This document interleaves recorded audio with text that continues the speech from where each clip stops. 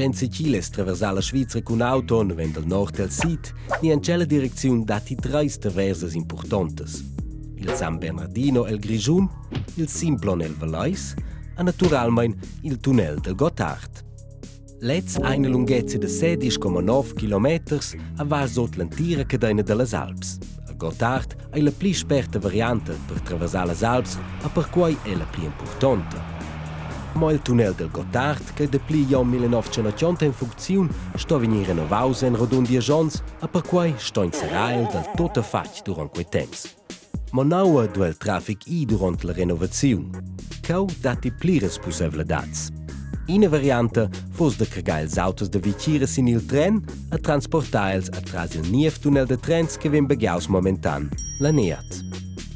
Ma per saper caricare le autos da vicino in il tren, trovassi in due stazioni supplementari, quelle che costassero e venivano fosse un po' chiaro che si baggiasse con quelle suente la rinnovazione.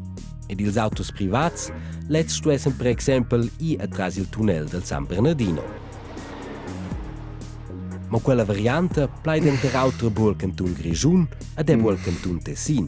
Perché per Lina vesse l'ubiada pli traffic sin las vias atras il Grigiun ed il Tessin perdesse la pli sperta collegiazione con il resto della Svizzera a fosa sceia in tec isolaus.